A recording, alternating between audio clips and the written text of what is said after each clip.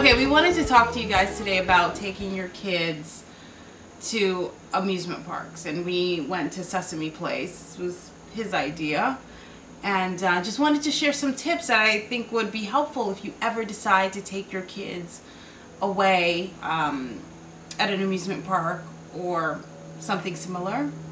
We drove, right? Yes. But he actually found this great hotel, and that's, I think, tip number one, right? Yes. This one was a quarter of a mile from the park.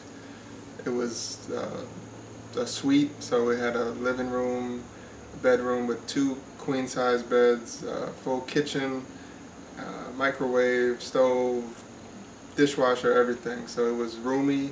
The kids had space to run around, and they enjoyed the room. They really liked it.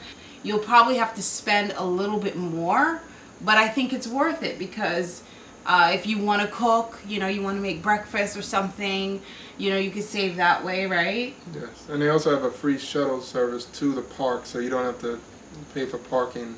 Yeah. So that's a good feature as well. Absolutely.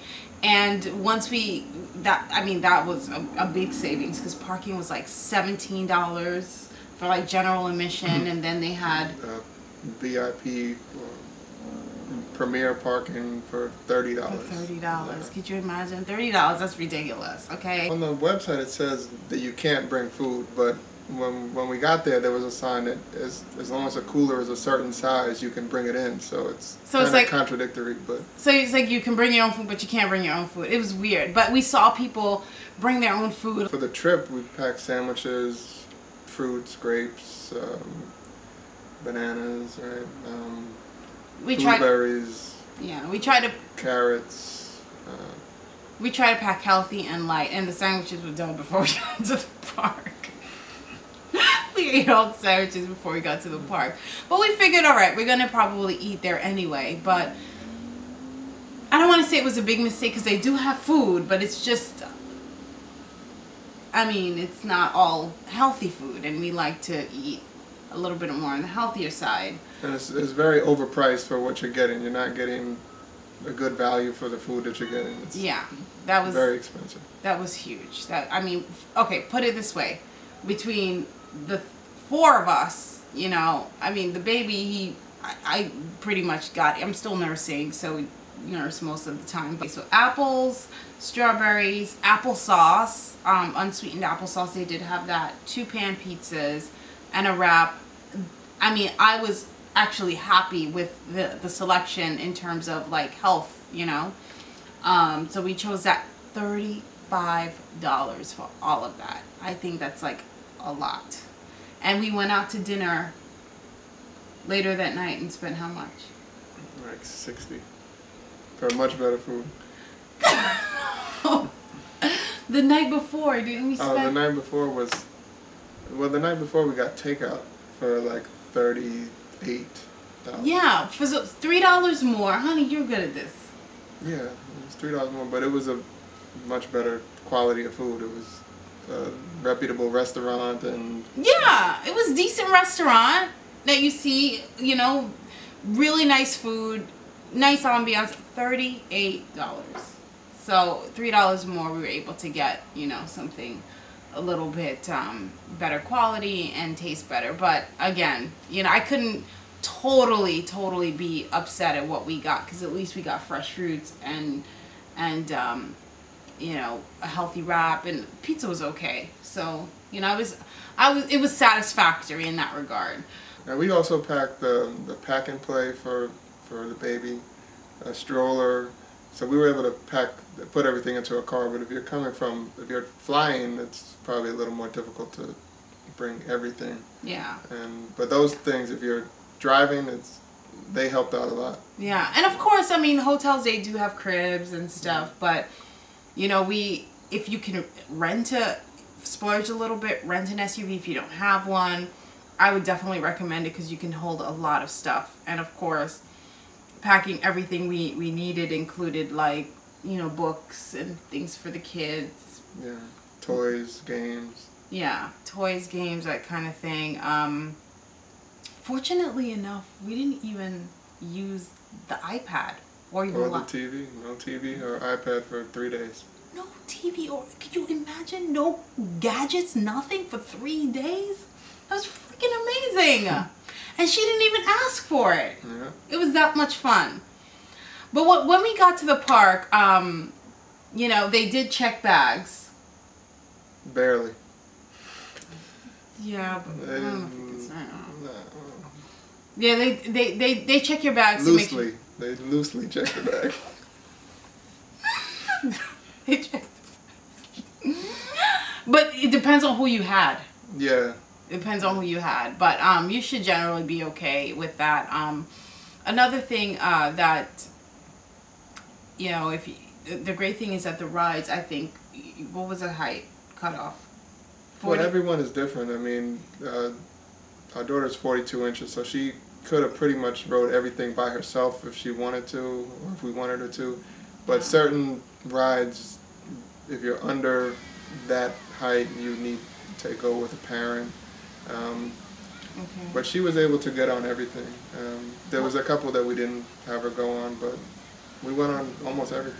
What would you say your strategy is when you get to the park? Because you know you have this big park and there is just tons of stuff to do, and you have 2 small kids, and you know their attention span is like loopy loop. You know, like what would you say your strategy is to get through and navigate through the park effectively? It might have been better if we would have went on the dry rides first when we got there the first day, because it was a really nice day. It was probably over 80 degrees, very hot.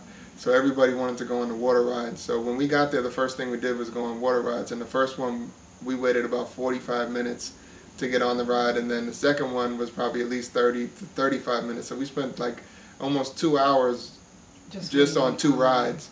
And we might have been able to utilize the time better by doing the dry rides, because everybody probably wanted to get on the water rides because it was so hot. That's true. We did waste a lot of time waiting on lines the first day. The second day was a little better because it wasn't quite as nice. It was a little cloudy at times. The downside to that is if you wait till later in the day, it's colder. So the water's colder, but you will, if you go on a nice day in the summer like we did, it's the wait for the water rides is really long. Yeah. It might be best, I was thinking, if you go like in like May when school's still in and not as many people are there, but there is a lot of waiting. That was the most frustrating part. Like you're standing on lines forever, it seems. It's a funny thing you mentioned that, because I spoke to one of the parents that were there, and he said he had gone to the park before. It wasn't his first time, and he's like, yeah, it wasn't like this. It was just, the lines are so long. And yeah, I'm thinking like maybe it's a time of year, because here we are thinking we planned this trip right smack dab in the middle of the week, thinking, oh yeah, it's not going to be crowded. We're going to just, you know, sail through the lines and just be like, you know, get through everything. But no, the wait was crazy. And he said that he actually went in May. So I think if you go earlier in the season, like May, even June. Maybe early June. Early June, you should be okay, because June, it's much warmer than May, so you can enjoy the water rides. But I think once you hit like July and August, it's probably like that every day. Yeah, and we had a lot of camps. We saw a lot of camps that came through, and those, I mean, I felt so, they were like right on top of you. It was a lot more crowded than you expect. Yeah. That we expected it to be. It was packed. And if you have small children who aren't patient, and I mean, what kid is patient, right?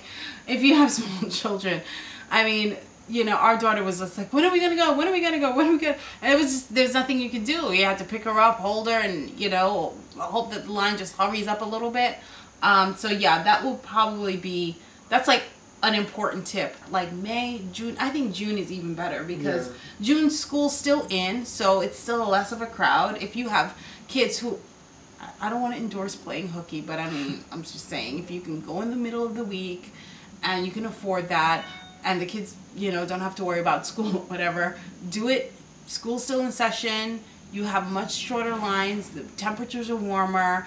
I actually think you should get through all the water rides. In this case, I mean, we could have done the dry rides or whatever, but getting the wet rides in early, to me, is effective, because It's hot outside. It's a great way to cool off. You get that out of the way, and then as the temperatures cool off, then you go on the dry rides. Plus, you know, if you have to travel back home, you're not all wet and stuff, you know. We actually plan to stay the entire day, like almost till close. And you need to do this in 2 days, at least. Yeah, definitely 2 days. The first day we were there from 11 to 7, I think. Yeah. And then yesterday, 4 hours, I think. Yeah, pretty much. Yeah. And the baby slept a good chunk of the first day, like maybe a few hours. I mean, he really couldn't go on anything. I don't even think he wanted to. He was just attached to me at the hip. And, you know, if you are going with kids, I would also suggest going with multiple parents or multiple people so that, you know, you guys can take breaks. And our strategy, what would you say our strategy was? Well, we were rotating. Like, I'll go on a ride with her, and then she'll go on a ride, and we'll take turns. You know, when he gets older, we'll be able to go on stuff together. Like, they had like a raft ride where we could have all went on and stuff. And at that point, we probably have to just rent a locker and put your stuff, because you don't want to leave your stroller or whatever. Some people did leave their stroller parked and everything, and it was fine. You know, no, everybody's just too busy having fun. But you know, you never know. You can have that one person. I'm just anal like that. I don't just leave my stuff unattended. I don't care if it's like there's nothing there. And you know, of course, you don't want to bring your valuables, you know, with you to the park. But you also want to keep in mind that if you do have small kids, bring a stroller, and bring a stroller, not those umbrella strollers. Bring a stroller that's gonna be able to store things. Because we have the umbrella stroller, and if we had brought that, we wouldn't be able to like really hold anything. We would definitely have to rent lockers if that was the case. But having the regular one, we were able to put all of our bags underneath and stuff, our towels, and you have to, of course, you have to bring towels. I don't even think do they even sell towels there? Yeah, they do. They do? Or you can dine with Elmo. That was another thing. We didn't get to do that, but, you know, I wasn't really too, you know, amped about that anyway. I really wanted to just enjoy the rides and enjoy the parade. They also have a parade there. Yeah. And, you know, we were able to shows see... Yeah, we were able to catch a show and see Big Bird and things like that. So you have to, before you go in, get a map and just plan your day. Strategize. Like, take 5-10 minutes, because no one wants to just stand there like, what are we going to do now? What are we going to do now? What are we going to do? So the takeaway is plan your trip early. Make sure you have enough space. Get a hotel that's roomy and has amenities, like, you know, close by, shuttle service, pack food, even bring a cooler. You know, it's worth it to eat there. Bring your own food. I mean, dine with Elmo if you can. I mean, that's fun too. A lot of people love that. But, you know, we wanted to save our appetite and our wallets and all that for a nice dinner at the end of the night. Plan for at least 2 days. You cannot do Sesame. Yeah, you can't do it in 2 days. I mean, one day you can't do it. It's impossible. No. We were there for the whole day, the first day, and we didn't get to several rides. Yeah, you know. We needed 2 days, or at least 1.5, because we spent like 4 or 5 hours the second day or something like that. There are some people that can do it in a day, though. If you live close by, obviously you could do it in a day. But we drove about 3 hours or something. If you're there, if you get there at 10 o'clock when they open, maybe. We got there about 11. Yeah. Left at 7. Okay. Take lots of pictures and experience everything. Well, thanks for watching, guys. Be sure to head over to the blog. We have all the information in the description box below for you to get another full wrap-up of our fun times, including pics. Bye. Peace. He actually found this great hotel, and that's, I think, tip number 1, right? Yes. Elaborate. So how did you find the place? You don't want me to say it. I found it on the website. What do you want me to say? He searched online. So what else? You're going to edit this, right? Yeah, I'm going to edit. Yeah, I can't do all of this. Of course we're going to edit this. Are you kidding me? I'm going to record, but just pretend the camera's not here. So you're not starting over, are you? No, I'm not starting over. Okay. Don't sit there asking me like open-ended questions like it's Okay. your blog. You're the blogger. Okay. I don't blog. You know, what we did also was I made breakfast ahead of time. You know, hotels do serve continental breakfasts, and most of them anyway. Oh. Is breakfast is the word? I don't think so.